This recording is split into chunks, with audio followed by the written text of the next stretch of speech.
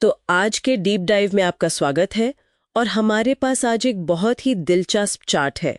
ये भारतीय शास्त्रीय संगीत के दो दिग्गजों श्रीनिवास और मंजरीकार के काम का है। इसमें वीणा के तार पर कौन सा सुर कहाँ बजेगा, उसकी लंबाई इंच में और उसकी फ्रीक्वेंसी सब दिया गया है।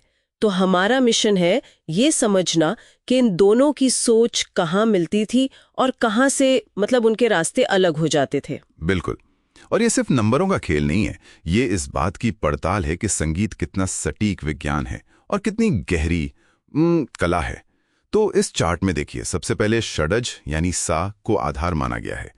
तार की लंबाई 36 इंच और कंपन संख्या 240। अच्छा, तो ये सा एक तरह से स्टार्टिंग लाइन है जहां पर दोनों विद्वान आप कह सकते हैं कि एक साथ खड़े हैं। जी, यहां तक कोई मतभेद नहीं है। ठीक है, अब देखते हैं आगे क्या होता है। शुद्ध ऋषभ 32 इंच, दोनों सहमत हैं। शुद्ध गांधार 30 इंच, यहां भी सहमति। अरे ये क्या, पंचम, शुद्ध धैवत, शुद्ध निषाद, सब पर दोनों की राय बिल्कुल एक है।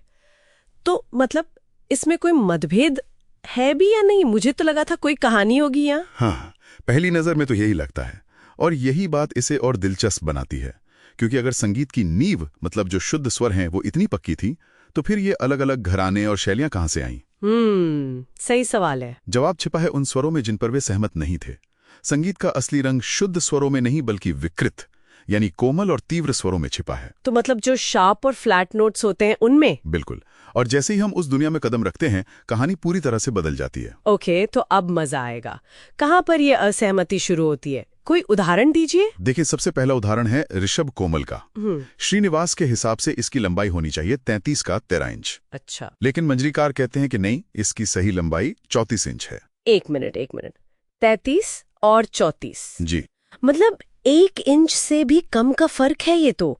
ये सुनने में तो बहुत ही मामूली सा लगता है। क्या कोई आम इंसान इसे पहचान सकता है? यही तो संगीत का जादू है। सुनने में शायद ये मामूली लगे, पर संगीत के भाव में, उसके मूड में ये जमीन आसमान का फर्क ला सकता है। ये कुछ ऐसा है जैसे मान लीजिए 2 पेंटर एक ही नीला रंग इस्तेमाल कर रहे हैं, लेकिन एक की नीली शेड थोड़ी गहरी है और दूसरे की थोड़ी हल्की। वाह!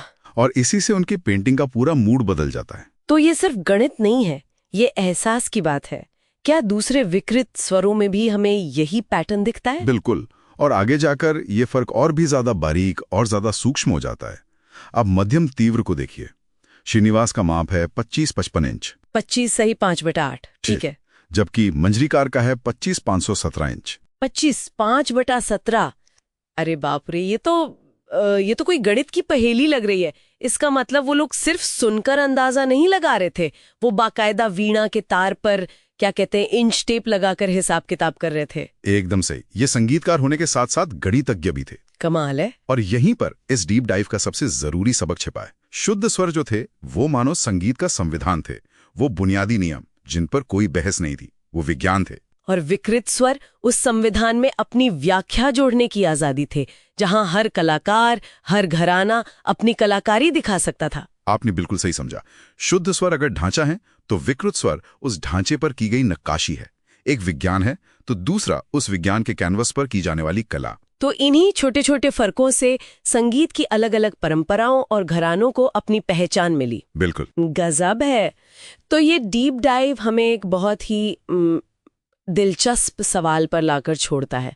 हमने देखा कि सदियों पहले ये विद्वान मिलीमीटर के हिस्सों पर बहस कर रहे थे। जी।